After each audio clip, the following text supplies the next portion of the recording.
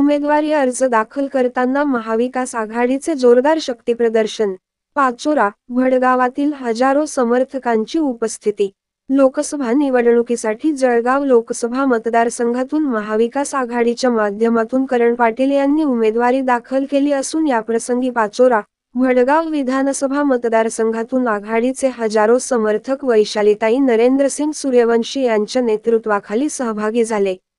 बुधवार 10 एप्रिल 24 रोजी शिवसेना उद्धव बाळासाहेब ठाकरे, राष्ट्रवादी काँग्रेस पक्ष, शरदचंद्र पवार आणि भारतीय राष्ट्रीय काँग्रेसच्या महाविकास आघाडीचे जळगावातील उमेदवार करण बाळासाहेब पाटील आणि रावेरातील उमेदवार श्रीराम दयाराम पाटील यांनी उमेदवारी अर्ज दाखल केले।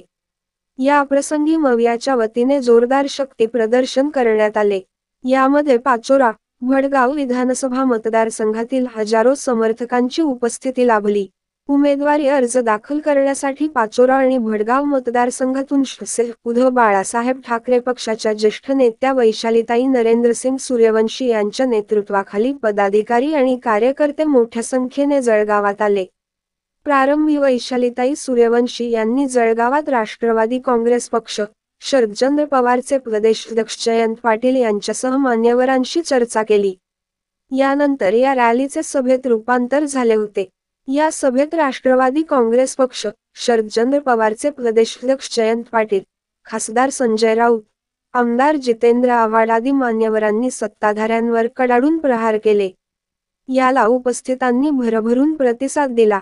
महाविकास आघाडीच्या या जोरदार शक्ती प्रदर्शनामुळे जळगाव लोकसभा मतदारसंघात परिवर्तनाची लाट उसळली असल्याचे दिसून येत आहे। तर वैशालीताई सूर्यवंशी यांच्या नेतृत्वाखाली पाचोरा आणि भडगाव तालुक्यातील शिवसेना उद्धव बाळासाहेब ठाकरे, राष्ट्रवादी काँग्रेस पक्ष, शरदचंद्र पवार आणि भारतीय राष्ट्रीय काँग्रेस पक्षाचे पदाधिकारी, नागरिक देखील मोठ्या संख्येने या प्रसंगी उपस्थित होते। सतीश पाटील, दिव्य महाराष्ट्र न्यूज, जळगाव।